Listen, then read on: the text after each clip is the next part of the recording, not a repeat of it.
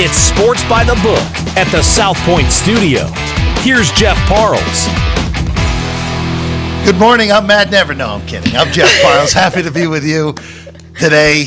Matt's on UNLV duty this afternoon. The wind is still howling here in Las Vegas. Alex White is here as well. Your game's up at Las Vegas ballpark yesterday. Both got axed. Unfortunately, yes, both of them got axed. We do still have 2 today for our 4 teams that came all the way here for this Vegas Classic. And the most unfortunate part of it is Frank didn't get to say Pittsburgh without getting punted. Well, we did. So when it was a rain delay at first, we walked around the stands a little bit and talked to some people. And I had to keep him in check, though, because he was like, where's all my Pittsburgh fans? And I'm like, and Ohio State fans. But it was a lot of fun. I'm excited to work with him out there at the ballpark. But he said that. He was like, well, I guess it's meant to be. They knew I was going to be a little bit of a homer here, so he didn't get to work out that full game. Yeah. But UNLV was completely canceled early on, so they have a doubleheader today. Yes, they do. College baseball, by the way, once we get through college hoops, may have to get my guy Johnny Venezia in to talk some college baseball. Fun as well. I'd love that. As we get through a lot of things here. Once college hoops is done, obviously NBA playoffs, NHL playoffs, Major League Baseball will be fully in full swing. So a lot to get to with that. Lou Finocchiaro's, by the way, going to join us again in about a half hour. Hockey. Very excited. UFC, a gigantic UFC card next week in Miami. $299, UFC $299. Sean is excited back there. Yet again, by the way, Sean wearing the Race Day Las Vegas hat, which you hear before us on Saturdays and Sundays, starting at 7 in the morning Pacific time. And I will say, the hat looks great on Sean. It does. It really looks good. He does a great job. He takes pride in that show. He is here every morning with Ralph to do that show. Don't tell him. Don't make him complacent, Alex. Come on. Oh, now. sorry. Yeah, you gotta keep. You can always do better. Gotta keep our guy Sean motivated back there. I am excited to talk to Lou as well. I missed Friday. Yes, I was at the ballpark, but I hear he gave out some winners. So one, he had one, or it was two big dogs that ended up coming home. Ribeiro was the only one that didn't, of the big underdogs in the prelim card. Very good. Lake ended up winning, which was good. I can pronounce that. I can't pronounce Lake's last name. And then the other big dog as well. That was over $5 as well. College hoops yesterday, real quick, Alex. Biggest thing for me, Jim Root, I'm very close to conceding to him. Very close. Oh, you almost got so lucky yesterday. TCU almost pulled off the upset. I didn't take into account that Kansas is going to have their worst conference year since it was legitimately the Big Eight. They lose yesterday to Baylor. Baylor pretty much locked into a top 3 seed now in the Big 12. Houston and Oklahoma in that conference. Game that was totaled. Yesterday at 128.5. Lands 87-85 with 93 first half points. Just 172. How do you like that? Hey, look, sometimes there's games that don't go by the script, and that one did not go by the script. Jamal Shed with a buzzer beater, or essentially a buzzer beater, a shot that went down with about a half second to go, gave Houston the big win. Cougars in full command in that conference now, a game clear of Iowa State, with having the tiebreak over Iowa State. They split their 2 meetings, but other tiebreakers lead to the Cougars. If they win out, they'll get the 1 seed anyway without anything. Even if they tie, they'll still end up with the 1 seed. Iowa State, I almost got there on Central Florida yesterday. Iowa State with an 11-0 run over the last 2 minutes to win that game by 8. Pretty unfortunate if you had the Knights. Felt like the right side the majority of the game. Didn't get there, though. Late night, credit Gonzaga. I think they're safely in the NCAA tournament now. I always thought that them being on the last 4 in stuff was a little bit aggressive. I think clearly, even though a year where they don't have as many quality wins, now they have 3 quad 1 wins in the last 3 weeks, all road games. Kentucky, they counted San Francisco as a road game, even though it wasn't really a road game, but it counted. That was on them, big for them. And then last night, they right side all the way through. Clearly, in Moraga with a good win, we'll more likely than not get that rematch here next Tuesday here in Las Vegas. Now it makes it very interesting now that Gonzaga split that with St. Mary's. But I like how the announcers in that game, they mentioned that Gonzaga has 3 quad 1 wins. And they brought up a few other teams that don't even have one, and I can think of a few already myself, but great win for them. I did mention how is St. Mary's going to look in this one without Joshua Jefferson compared to the first time they played them, and I do think it had an effect, but they'll make some adjustments, and they'll be ready for the championship game here in Las Vegas. Also, I will bring this up real quick. Creighton played Marquette without Kulik and another one of their big players. Marquette actually hung in that game for a long while. Creighton ended up covering that game, winning by 14. I'll give Marquette a whole bunch of credit. It was Ogadoro who did not play in that game along with Kulik. But look, in the end here, we're still chasing Connecticut if you're Creighton and Marquette. Marquette plays UConn this week in Milwaukee. You're going to need those guys back if you're going to stay in that game. I do want to the Golden Eagles. I do want to ask you, because Creighton's not my favorite team, but I do see some numbers out there that I think are just wrong. I saw like 30-1 for them still. I don't know if they're title good. The number that I saw +750 to make the Final Four. Okay. I don't know if that's still around. I was there earlier in the week. I still think that they're not going to be in the region with UConn. Right. So that helps them. Purdue, I think they actually are one of the few teams that can actually match up pretty well with Edey, because Kalkbrenner is one of the better +7 footers in the country. Keep him out of foul trouble. You can actually stay in that game. Houston, I think they match up okay with. I'll take them if they happen to be in the West with whoever gets the 1 seed. I take my chances there. I think that's the better number. I don't think they're title good. I think they're too reliant. And again, this is kind of the thing. They're too reliant, even though they're great efficient-wise with 2-point shots. I still think they're too reliant on having big shooting games. That's part of the reason they ran UConn out, was they had that ridiculous shooting game in Omaha that day. Tennessee beat Alabama as well. I think the Tide are going to be a team that when you get to the tournament, they're going to be a 3 seed probably. You get the right 6 or 11 seed in there, I think that's going to be one of those, if you're filling out your brackets looking to make your bets in around the 32, I think you'd be willing to take an underdog shot against Alabama in around the 32 with just the way that they are so reliant on the 3-point shot. And last night, against Tennessee, they went 9 of 37, and they lost the game because of it. Right. Well, I think Tennessee is really good, too. Tennessee's got an outside shot at a 1 seed now. If they win out and win the SEC tournament, by the way, they go to South Carolina this week.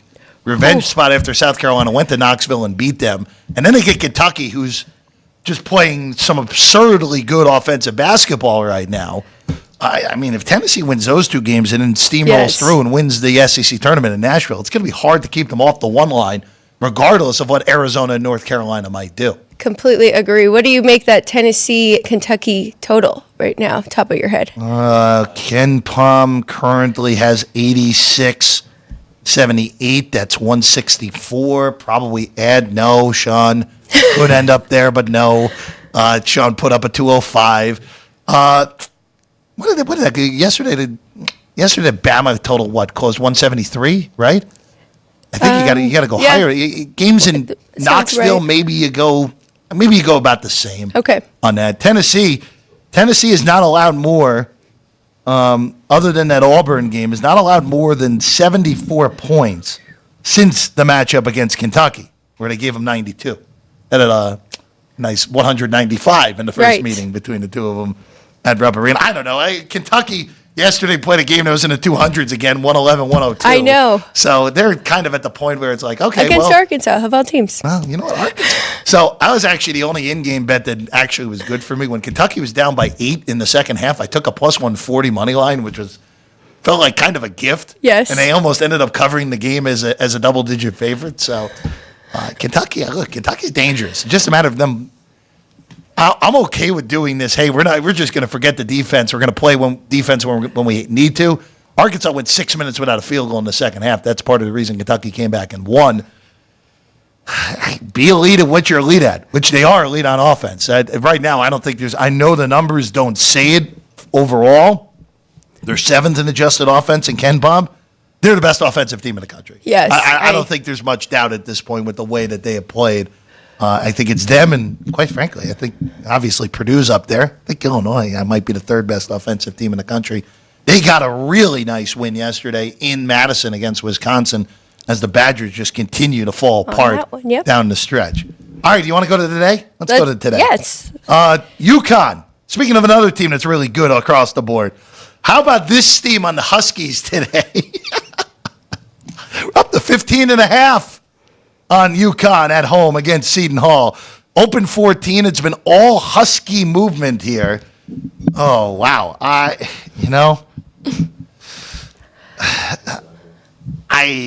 Look, I get it. They're destroying everyone in their path, especially at home. This game's in stores today, so it's on campus for UConn, not at the XL Center in Hartford. We're getting to the point where I might actually come back on Seton Hall. I didn't mind it actually on the overnight at a smaller number. Now it's like, whoa, all right, this is steam that's kind of telling me something. It just could be also blind stuff on UConn with how dominant they are, Alex. Well, and we do have a revenge factor here. Seton Hall did win the first matchup by 15, 75-60 at home. So I think that's factored in. I agree with the move. I did make UConn 17-point favorite here at home. So you've got the revenge. They're at home. And then you just mentioned it. They have Marquette up next. So they are actually playing each of these games to keep that 1 seed here. So I understand the move on the Huskies.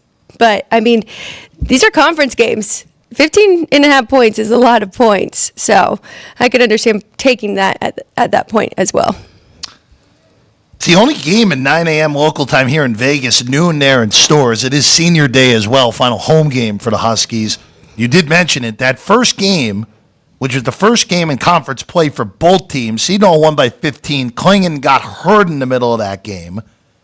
And Seton Hall really dominated the back ends of each half in that one in Newark. Seton Hall is right on the bubble right now. I think they should be in. I think they have enough quality wins. They have that win against Marquette. They beat St. John's twice. Yep. UConn in itself. UConn, of course, as we know.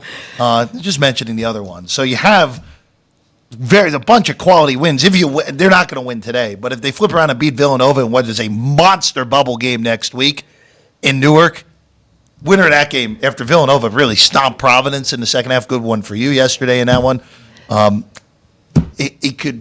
Big East can end up with a few more bids than we expected here, especially if St. John's finds a way to sneak in the back door. Granted, they are playing DePaul and Georgetown this week, so they can only hurt themselves with those two games. DePaul won the second half against Butler yesterday.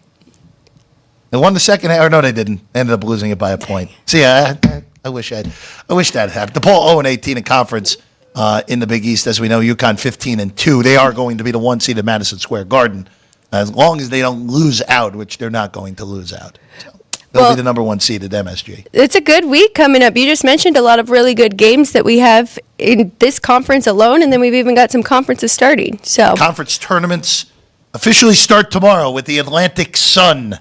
Alex White. Sean has been betting the Atlantic Sun all year long, so he'll be the expert on that one. Jacksonville, Kennesaw State gets us rolling tomorrow. Not the Kennesaw State team of a year ago that made the NCAA tournament and quite frankly should have beat Xavier in a 3-14 matchup. All right, I want to go to the Mo Valley next. Final day of the regular season here, and I'm going to start with a game that we have two-way action on the desk with. Where's Vinny? Northern Iowa on the road in Carbondale to take on Southern Illinois. Salukis from 4-3 here. Alex, you like the Panthers getting the point. A lot of Panthers roaming around Northern Iowa, by the way. I'm going to go the other end here. I actually just moved back to 3.5. Did it? Yeah, just moved back to 3.5 here at the South Point. I like Southern Illinois at 3. There's some in the market. You like Northern Iowa at the better number. I do. I like that the better number. Here at 3 and 3.5, I would pass because I made Southern Illinois a 2-point favorite. So even with that 4, you're barely getting that value there. But revenge game for Northern Iowa. Both these teams are 11-8 in conference. They're right there at the 4 and 5 seed. So big game for both of these teams. I just think it's going to be a very close game. They play pretty similar styles. Southern Illinois, a little bit slower, but relatively the same style. So I think that they can hang in there. So I grabbed the 4 overnight. And I'm on the 3. I'm on the 3. So I'll have the game land 4. That's okay. You can push. I can win. That's fine with me. With that one on the Salukis. Again, this conference, we'll keep it in the Missouri Valley, even though these games are a little bit spread out. It's going to be a one-bid league. I would argue that both Indiana State and Drake are of quality of NCAA tournament teams pretty easily. Bradley, I think you could even argue that as well if you wanted to. Obviously, none of them are going to get at large. Indiana State had an opportunity to possibly steal an at large, but those back-to-back losses earlier in conference play against Illinois State and those Salukis we just mentioned really hurting them more than anything of a potential at-large. They're 14 against Murray State today.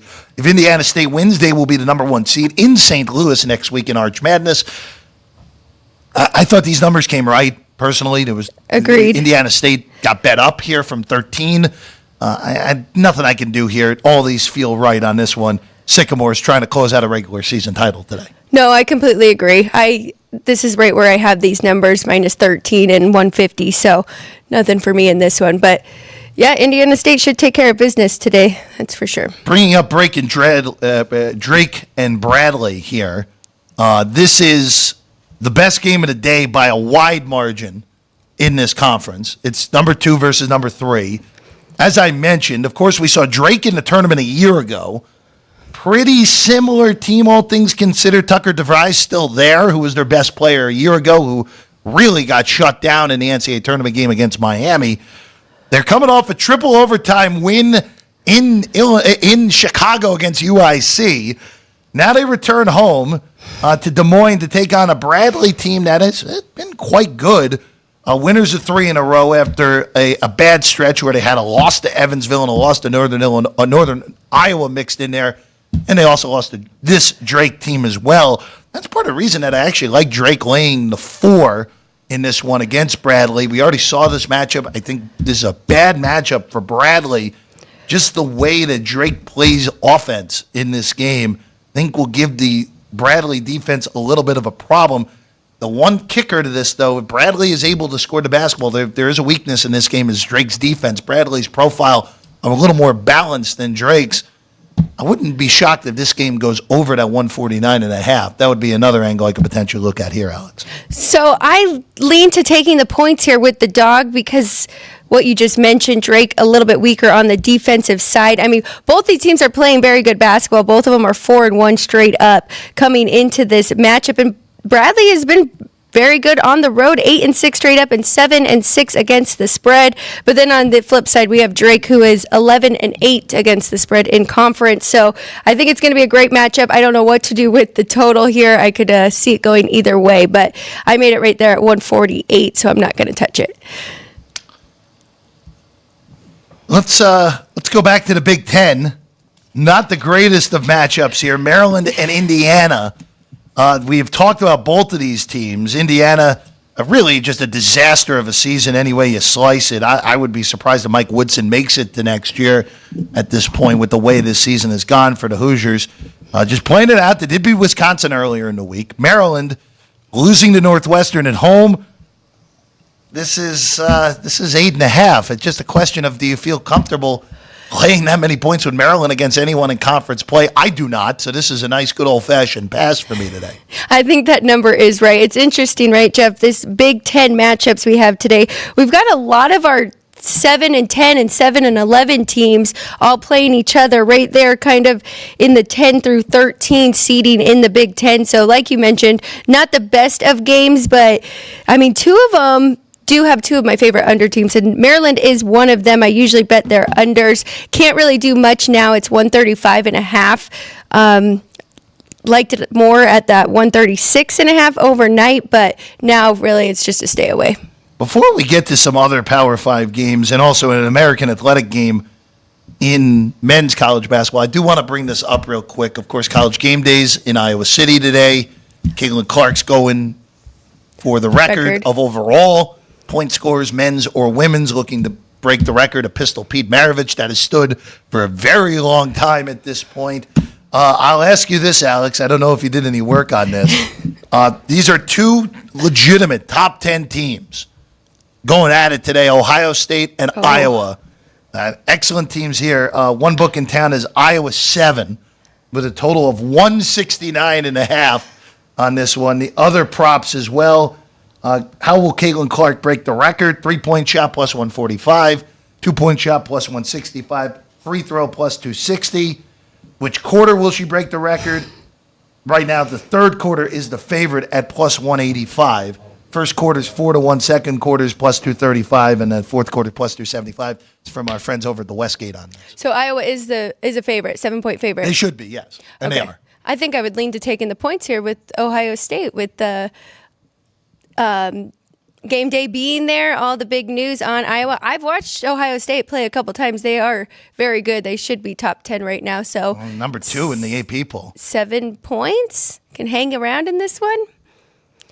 Right now, Charlie Cream, who is the women's bracketologist for ESPN, the counterpart of Joe Lunardi, just for reference, South Carolina is going for an undefeated season today. I would be stunned if they don't get there today. Just incredible the work that Dawn Staley has done there over the years yet again, losing all that talent from a team that was the number 1 overall seed a year ago. They play Tennessee. Not your same Tennessee team as has historically been on that one. Ohio State is the number 2 seed and number 1 seed. So the second best team, according to Charlie Cream. Iowa is a 2 in the region with Stanford right now.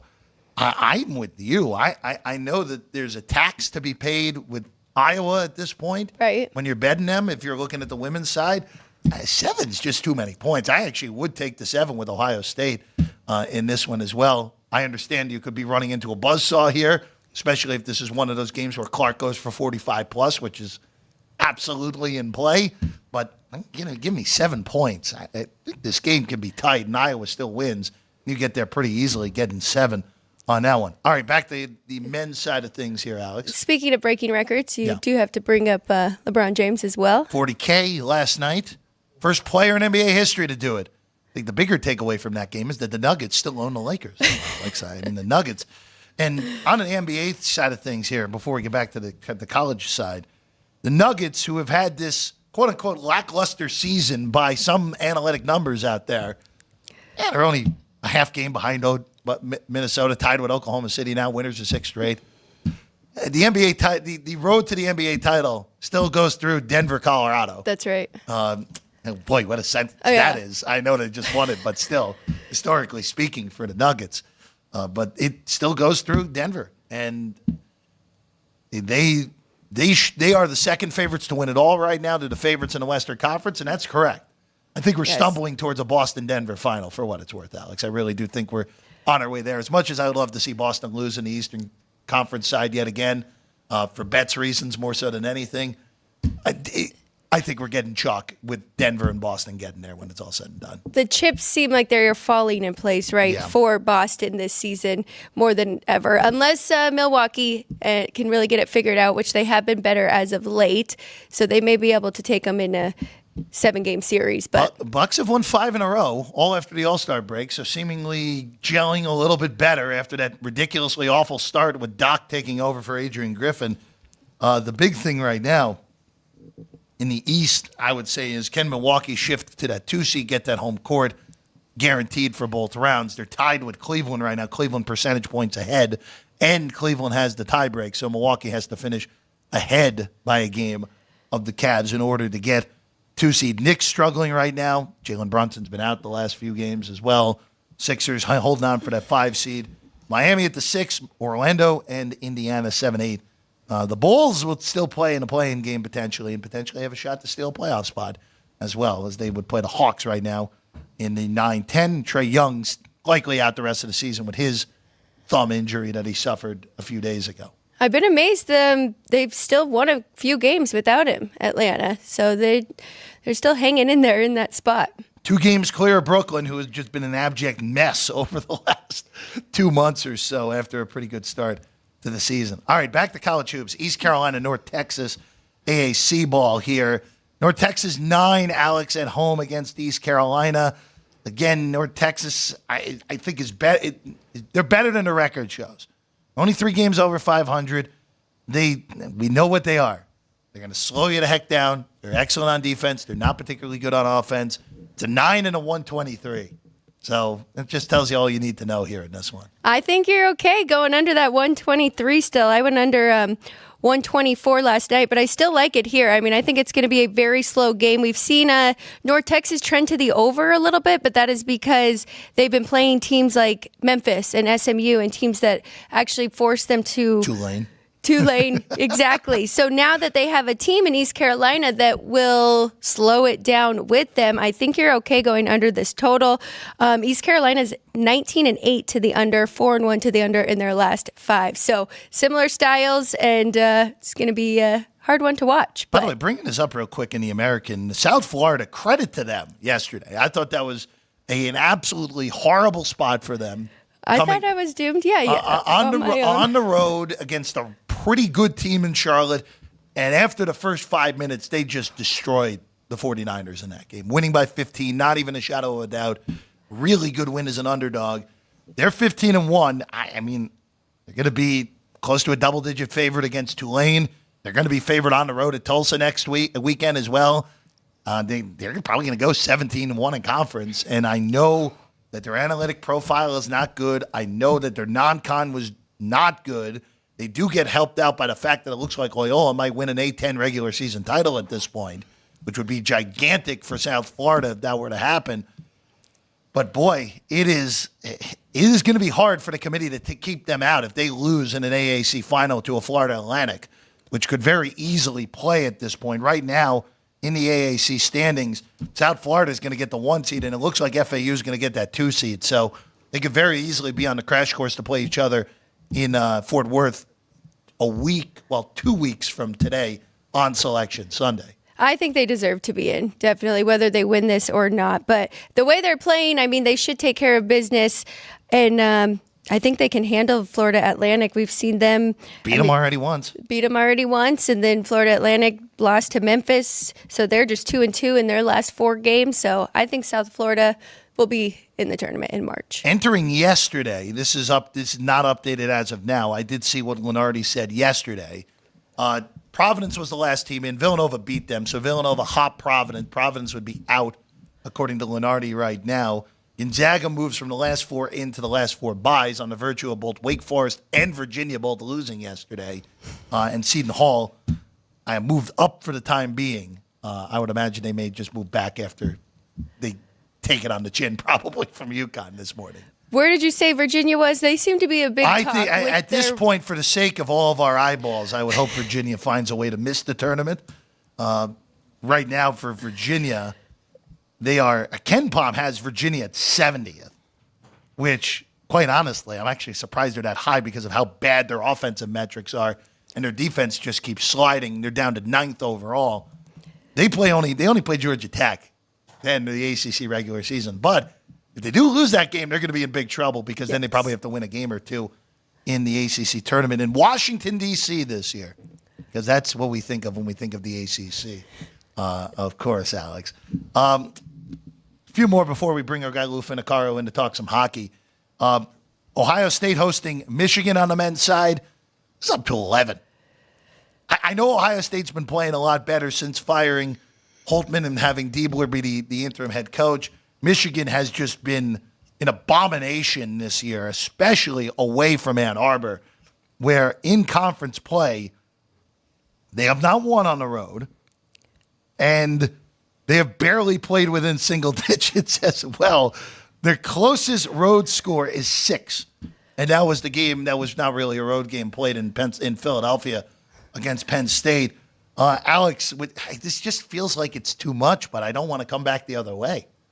They've only covered in 3 of their 15 road games as well. Good. So it does feel like a lot, but I think that number is correct, and I think Ohio State is the right side here. Michigan won the first matchup, of course.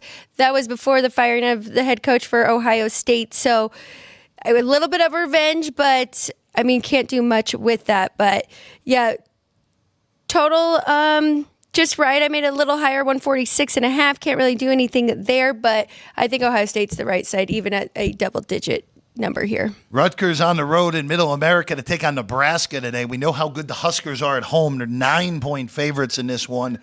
Total's 140. I actually would lean to the home team in this one, even though it's a big number. just because we've talked about with Nebraska, they are a dominant force at home. They're an okay team on the road. They didn't cover earlier in the week against Ohio State, who beat them and covered. Rutgers, that offense has just gotten comically awful recently, other than a home game against Michigan earlier in the week, which you can't take much of anything from that. So 276 and Ken Palm's not good for that Rutgers offense? You shortchanged them to 275, Alex. 275. Okay, I'm sorry.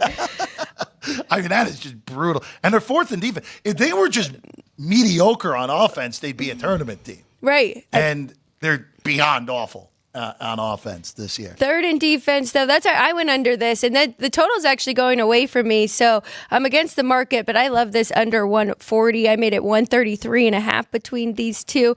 But Rutgers, I mean, you just mentioned it. Bad offense, good defense. It leads to unders here. They're 19-9 to the under this year. Both of them play relatively the same, a little bit quicker on offense, slow it down on defense. Forcing opponents to 18.5 seconds per possession. So I like this under as well. It's 2 unders for me today. Yesterday was a big totals day for me, and I'm just going to keep it going. One last one I want to hit. Colorado-Stanford, final game of the night in its own window at 6 o'clock Pacific time, 7 local in Boulder. 12.5. There's some 12 out there as well. 156, a ultra important game for Colorado, where they're squarely on the bubble. Their metrics are pretty good. They are top 30 in both Torvik and Ken Palm right now. If Colorado wins out and gets to the Pac-12 semifinals, they probably will sneak in and get to Dayton. But it starts here with a game against Stanford, who has been, again, a monster disappointment. Kind of surprised that Gerard Haas is still there. 12.5, 156. It would be a pass for me in this game. It's tough. This late in the season, right, these numbers are so tight, and when you're making your own numbers, they're getting closer and closer to the book. So really nothing for me in this one as well. I think both of those are correct side and total. All right, we'll take a quick break. When we get back, Lou Finocchiaro joins us next, talking some hockey. We'll also look ahead to UFC 299, a huge card as well. Our guy Sean O'Malley. See, Sean, different spellings though on those. Is in action. Kevin Holland, Dustin Poirier, big card. We'll look ahead to that as well. Lou Finocchiaro joins us next. Sports by the Book. From the South Point studio, the perfect blend of sports. But I think the Niners are going to wear them down. Detroit Pistons lost their 36 games. Comedy. See over-under on that relationship lasting. I'm going to put mayo in the coffee. Yeah. I am beautiful. And a whole lot of Pittsburgh. In Pittsburgh. Pittsburgh. Yeah. Pittsburgh. Join Ryan McCormick. That's at least 2 picks outside of our own in the first round next year. Oreo. And host Frank Nicotero. When I look at the clock, I go, ah! Ah! Oh! Watch Punchlines live at noon every weekday.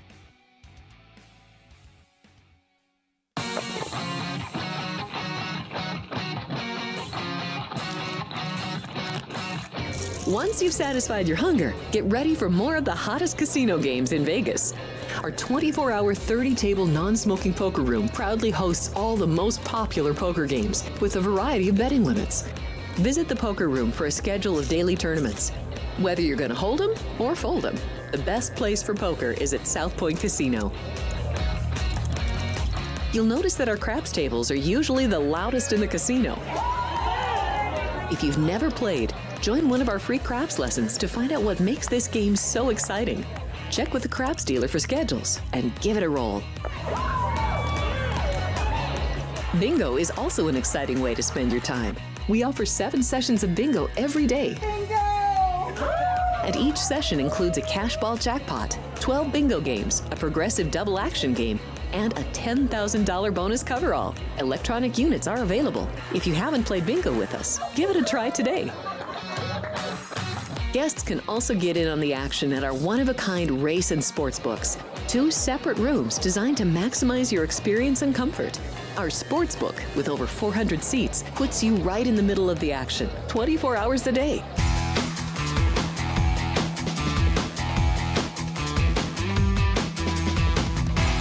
Welcome back in. Sports by the Book is the show. South Point Studio, the site. Shout out to the crew. Our dynamic duo back there today. Drew Dog on the audio. Sean doing a great job, as we've talked about in the hat. Big hat day for our guy Sean back there. Who, Sean, you had a winning day yesterday, didn't you? No. Oh, okay. I tried to be nice. Alex White is here now joining us as well. Lou Finicaro back in the fold. It's good to have you back on, Lou, as always. Having a nice trip in Vegas right here on property at the South Point. It's always great to come here. I live in Phoenix. The difference between the two cities is very, very slight. The one thing Phoenix has been able to, over time, catch up with the growth, and the infrastructure is just a slight bit ahead. The traffic here is that we're still working on traffic, but they're doing a good job, and it's part of the plan. But hanging at the South Point, you hardly have to go anywhere else. How are the sports books doing there in Phoenix? I know there's a couple that we don't have here in Las Vegas, right? It's a newer age. The newer age, obviously the DKs of the world, the yes. are down there. So I would imagine it just, of course, we're a classic style booking here at the South Point, and obviously it's a little bit different down there because it's all mobile too, correct? It is. Part? It's no, we have. There's some brick and mortars. Yes, in fact, DraftKings just put a physical location at TPC. I haven't been there yet. And then down by the baseball and basketball stadium, there's a couple. And they're great. And I was bragging up here to some of my friends that I wasn't using DraftKings and that I was happy with the more traditional outfits. And they called me crazy. And I respect these guys, so I immediately jumped into some of those newer books. And, boy, the menu really is such that I believe it's extremely difficult with the vast menu they offer to keep on top of everything. So there are some opportunities in those. That said, if you want authentic, classic, reputable, experienced bookmaking, it's hard to beat the South Point right here. 100%. On that for sure. Yesterday, some of your bombs came through on the UFC. When you're betting plus 550 and plus 330, you're holding your breath that one can come, and the first two actually worked for us, and then a couple failed. But Razkabov, Loic, we'll call him, he started it off plus 155, and then, of course, Zahabi came in at plus 550. And again, if you're shopping some menus, we also had a small amount on him via decision at 1150. So really, when you hit a couple of those, you can afford to slip on ice with a few of the other bombs, which we did. It was an overall good day. Turn the page, and now a really big card upcoming this week. So just like basketball, college basketball, or any other sport, what we did yesterday doesn't mean too much. It's what have you done for me lately? That's right. Do you want to start there, Jeff, let's next start week? with the UFC and just looking ahead. Gigantic card. Huge. UFC 299. Miami, the site for this one. Just looking at the main card, it's pretty good when Peter Yan is in the earliest fight of the night. And that's you picked a perfect fight. First of all, we're in Miami. Yeah. So what do we have? We have a larger cage. We were in the Apex yesterday, the 24-foot cage, 25-foot cage. Now we're in a 30-foot cage. More room, a lot of fans, more adrenaline for the fighters. These fighters love to compete in front of the fans. And so we need to know, because there's about 2 or 3 really deep, heavily populated with world-class fighter gyms in Florida. We need to know who those fighters are. And in the Peter Yan Song Yadong fight, we don't have a fighter from Florida, so we eliminate that. Yan's a Russian. Song Yadong comes in from Team Alpha Male in California, but that's a very compelling fight, and the winner of that elevates themselves to top 3 or 4 in the bantamweight division. The loser probably falls a little.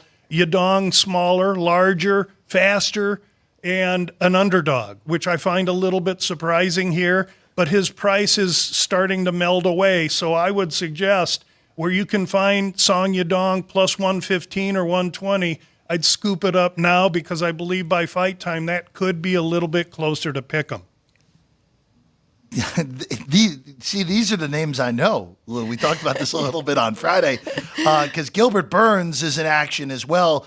I don't want to call it. I know he's Brazilian. He fights out of the state of Florida, so a little bit a little bit, I don't want to call it home field, but it's pretty close here for Burns against the Australian Jack Della Maddalena here in this one, the welterweight. Again, Yes.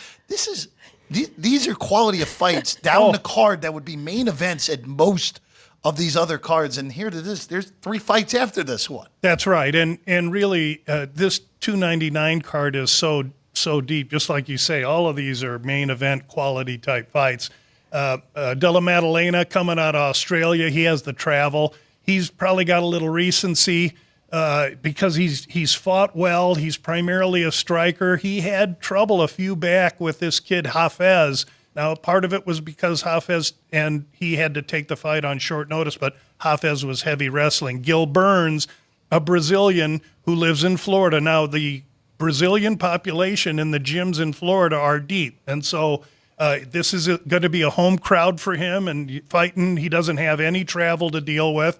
Burns surely the more experienced fighter, and he's been in with a much higher level of competition. This should be a really excellent fight, and that fight is lined pretty tightly as well. I'm seeing right now Burns opens -130. Now Della Maddalena's -135. Okay. I'm not so sure I agree with that. I'll be taking a look at Burns throughout the handicapping process this week. What about the next? So we've got Michael Page, impressive record. He's 21-2, but this is a name even I know. We've got Kevin Holland fighting against him. Right, 2 strikers primarily. Page made a lot of waves recently in his previous career because he's a Bellator fighter. This will be his debut in the UFC. They give him Holland, and these 2 guys are going to they'll move around and each try and create enough distance for them to unleash bombs upon one another.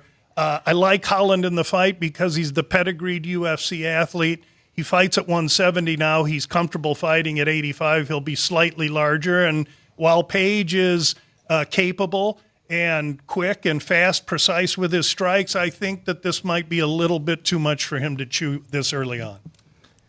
The co-main, Dustin Poirier in action here against Benoit Saint Denis. Just all these fights, like I'm saying, these names that even the casual UFC watchers like Alex and I know, and this is another heavy, awesome matchup in the lightweight division. Great matchup. Saint Denis, a Frenchman, he's from the French paramilitary, so he's got a military background. He's really decorated. He's huge for the weight class, and he enters white hot, just completely dominating fighters. He opened in this fight actually -140. He's now -185. To me, that is complete disrespect for Dustin Poirier. And at openers, when Poirier was +125, I'll always put feathers in my hat when I'm way ahead of the number. I released Poirier +125. You can get him now +155. I'm going to watch this fight through the week, and at the apex of this, I'll come back with more on Poirier.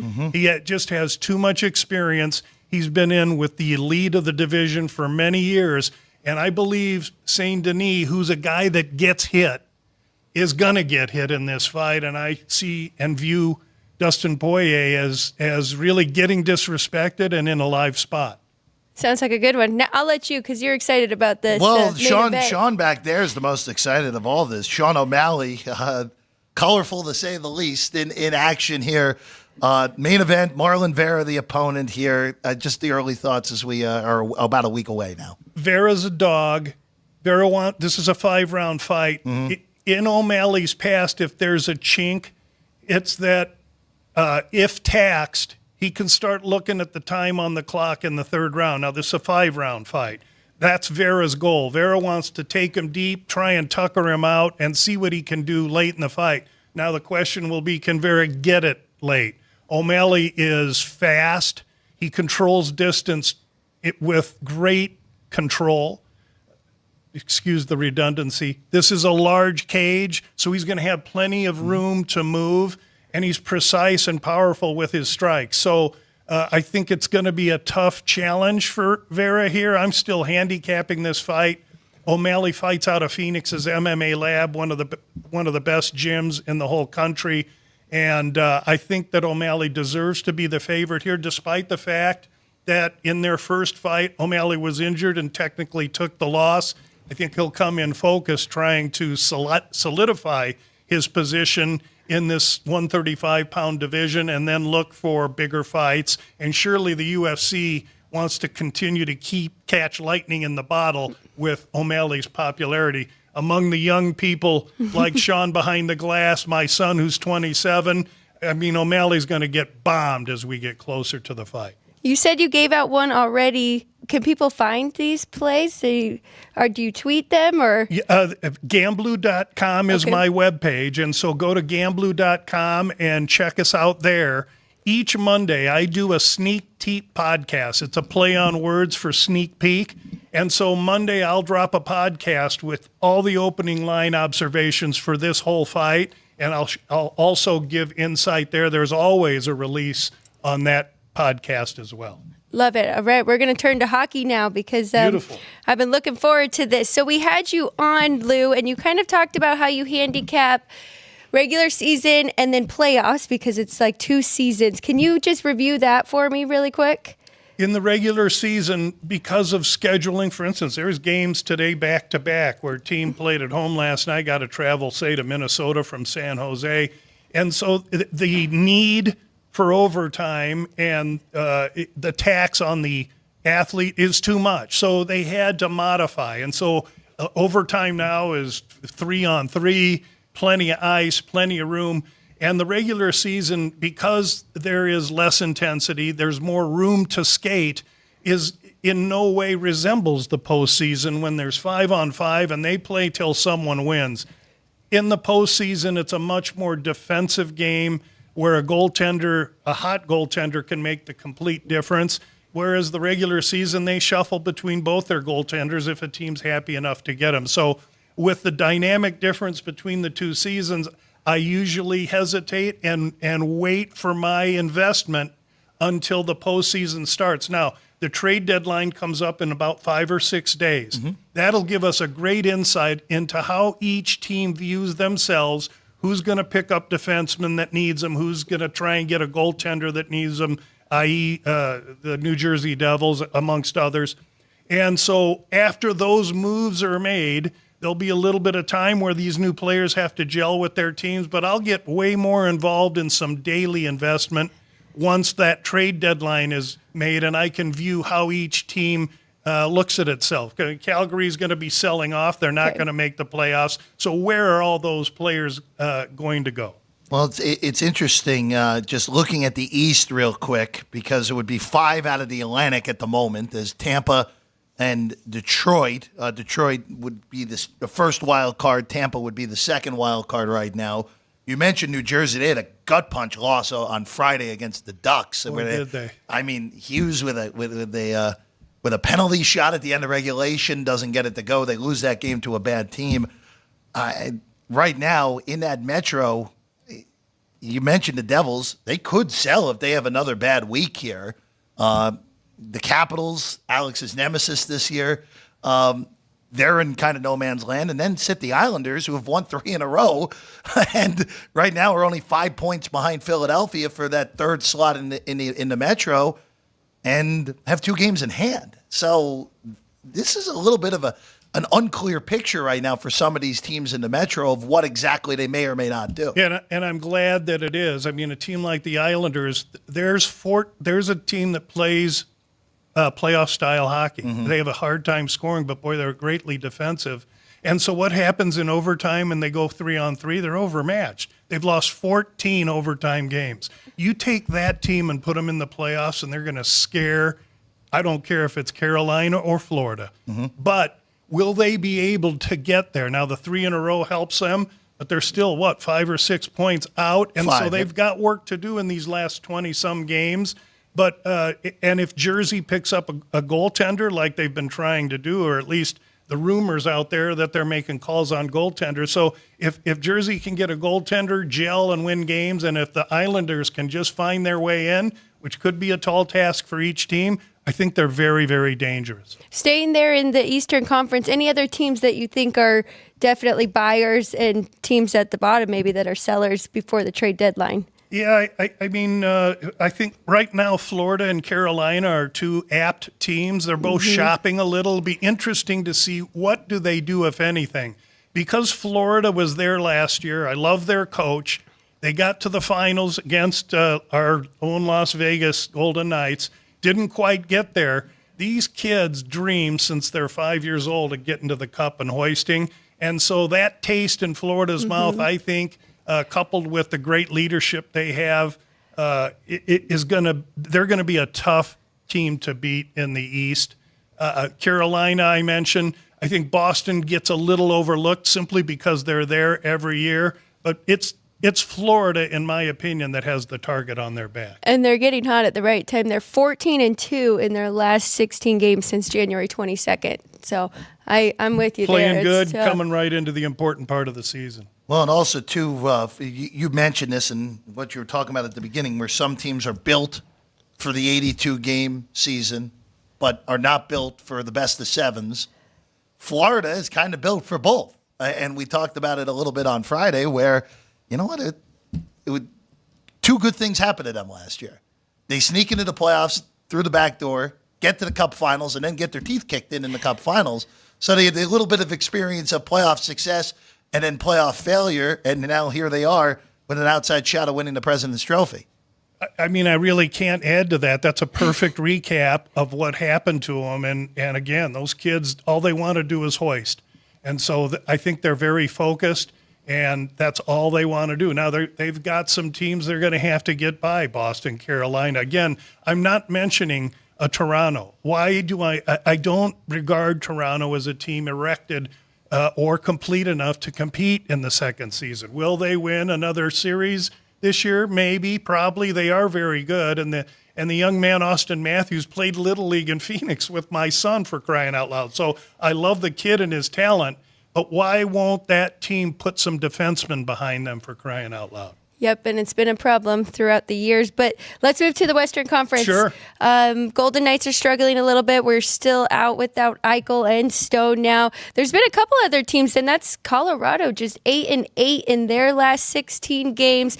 And then we have some sneaking up here now, and that's the Nashville Predators, who right now would be the first wild card team, and then the Los Angeles Kings, first wild card team. Where do you see the Western Conference right now? Who do you like the most, and or who do you see sneaking up? I think it's been tough on the Knights, not only because the target on their back that they've won, but their short history is so fertile. So they're getting everybody's best shot. Now you lose the heart and soul, Stone, coupled it with Eichel. Now you have Marcia Show, excuse that pronunciation, but it's not enough. What will the Knights do? Their ownership's been very aggressive. I expect them to do something, so I'll be watching how that happens. And right now, Calgary's Tanev, a big, strong, physical defenseman, went to Dallas. That is a huge move because Dallas can use a little size and a little weight to go in front of Ottinger. Yep. And Dallas was a team that got all the way there last year but got their teeth kicked in by Las Vegas. So to answer your question, Alex, I'm high on Dallas right now, and I think the other team that you mentioned, even though they're 500 lately, Colorado can't be overlooked. Right. Just so much talent on the Avs. And in the end, of course, they have the championship pedigree, winning it 2 years ago. Right. I know we talked about this a little bit on Friday, but the Oilers are just, again, power ratings wise, super high. They like you. I think you said this on Friday, but they're very similar to Toronto in their makeup. Weak goaltending, unbelievable skill sets, but we have seen postseason failure after postseason failure for them. Yes, and I do view Edmonton similarly to Toronto. Both teams really equipped for success in the regular season, and it'll be interesting to see what they do, the Oil, before the trade deadline as well. I mean, one of these teams, Toronto or Edmonton, picks up. I mean, I can't believe Tanev didn't go to the Oilers. Of course, Calgary and Edmonton, there's no love lost there. So maybe that was never going to happen. But surely Edmonton shopping for the blue line, at least their management group is aware what they need, as opposed to Toronto's that is seemingly unaware. Sean, do we have any of the futures for hockey? I'd be curious to see what Dallas is right now. I like all those points you made about the Stars. And Ottinger, he hasn't even had the type of year that he had last year. So there could be a turning point where, he could just be unstoppable. And he has a good backup with Scott Wedgwood, too. They have a good duo there. Now, they've lost 9 overtime games. Does that put them in the category of being a good playoff team and ready for that 5-on-5? I believe so, coupled with the fact that they were there last year. Right. Again, those kids dream of getting to the Cup finals, and now you couple that or compound that with Ottinger that really had an unbelievable regular season, and he spit up on himself last year. That kid wants to get back, and I will tell you, he's going to stand on his head. If the Stars and when the Stars get into the playoffs, Ottinger for MVP of the series, the final series, would be a great future consideration. You'll get that long if you bet it early. Smythe, yeah. The Conn Smythe, yes. Right now, Dallas at 10-1 to win the Cup. They're alongside the Rangers right now, who, well, they'll surprise the Rangers' odds haven't dipped a little bit over their hot streak as well. The question with them has been, it's not been the old-fashioned Ilya Shesterkin so far this year, but we know how good he can be when he's right. That's a dangerous team in the East that we haven't mentioned much. Yes, and I'm remiss in not mentioning them because they're right there, and they just yesterday signed Quick. Mm-hmm. So now Quick's staying there. He is a terrific mentor to Igor. You notice how I avoid trying to butcher his last name. A guy with a last name like mine shouldn't be butchering last names. Anyway, Igor is good. Quick only compounds and helps him, supplements him. The Rangers should not be overlooked by any stretch of the imagination. A team that made the playoffs last year and have switched up on their coaching, and I think it's a fresh, good look for them. Lou, before we get out of here for today, I want to just shift course real quick because we're in the NFL offseason. Mm-hmm. Of course, you're an NFL bettor during the fall. What do you look for in the offseason when you're going through, when you're just seeing, all right, free agency, the draft? What in the offseason impacts how you are power rating going into the following season? Thank you for asking that question. I am a huge proponent that I might as well read Aesop's fables than try and handicap the draft. Okay. Now, there are people that handicap the draft very well, professionals here, mm-hmm. but this idea of everybody betting on the draft is a bookmaker's dream. I'll say it like that. For me, my NFL season begins the day after the NFL draft, and I say that because the NFL draft is the one time in the season where the teams are honest with you, and I can look at the Bears, I can look at any team's draft, and that clearly shows and displays to me how they look at themselves and where they feel they need some improvements, coupled with off-season trades.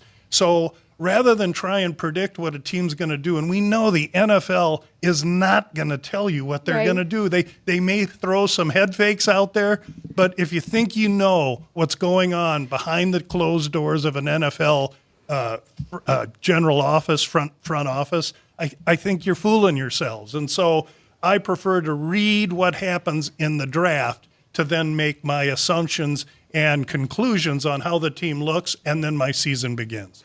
And before we get out of here, we talked a little bit off air. We both have a lean in hockey today. Do you want to give out what you like on the board? I'm looking at what game was it that I saw? Oh, Sharks and Wild. Both teams played last night. Sharks now got to travel out to the Wild. Why would I say that? Is because the number one goaltender, and I'm looking at under 6.5 here at the South Point. Now that I got to pay minus 120. With two teams off back to back, you think they could be lethargic and the goals will be aplenty. That's how they're betting it. But my angle here is that the Sharks' first string netminder Krona is not playing. Who's playing instead? Kekkonen. Yeah. Excuse the pronunciation again. Better than what I would have done. Kekkonen is being shopped, and teams want him. I believe today would be a perfect time for him to have the spotlight on a team that gives him no help. This guy's going to stand on his ears this afternoon to stop everything. I like the under because I believe Kekkonen is looking for a team where he can go and realize his dream of hoisting. And so that's the angle for the under in that game. Under on San Jose and the Wild. Again, San Jose. Hold your nose. Hey, look, I mean, San Jose at the beginning of the year looked like could be historically bad, and they've just been a normal bad team. Yeah, they've exceeded expectations. I would agree on. Hey, look, tying it back to your neck of the woods, they're kind of like this year's Arizona Cardinals, who we thought could be historically bad. The Arizona Cardinals are just a normal bad team this year. They played for that coach, and sure did. And Kyler Murray came back with a little bit of an attitude, positive as opposed to the one he had before because of the injury, I think. Yeah, and that's look. We'll have you back when we get closer to the NFL season. Sure, thank you. We'll be able to, as you said, post draft. We'll be able to really dive in and look. There's nothing wrong with talking football, but we are in a great part of the year. College hoops, NBA, NHL. By the way, UConn up 3 late first half, and now one in stores in the only college hoops game going. Lou, and pleasure of as course, always. before we get into Stanley Cup playoffs, we'll have him back. We'll have Lou back talk as about well. the series Next month. Season ends a little later than usual. It ends April 21st. I'll take it. That means it bleeds into June, and so now if you're going to play in Florida, or if you're going to play in Tampa, or if you're going to play in Las Vegas. Now Las Vegas isn't a good example because the ice is so good. Right. But some of those older barns that don't have good ice, that ice gets slushy, and that can affect play. Yeah, well, we saw it. We saw it in the playoffs last year in South Florida, especially in the Eastern Conference. Dallas too. Dallas, yep, exactly. Yeah. Will be nice. Let's not nice get and out hot. without letting me thank you all for having me course. on. I watch your show. This is a great, authentic show. Having Vinny and Chris and Jimmy on, a bunch of old timers like me. But I'll tell you what, I always learn by listening to you and them. We do as well. Yeah. They are they are a treasure trove of knowledge No question. with all their experience. All of them 40 plus years in Nevada alone behind the counter. Lou Finicaro, everyone. Thank you for being with us. Thanks so much. As always, Alex, you and Matt Never here tomorrow. Yes, back tomorrow. And Tuesday, getting you ready for the week coming ahead. That's 3 o'clock tomorrow afternoon. I'm Jeff Parles. This has been Sports by the Book. We'll see you again here at the South Point studio next time.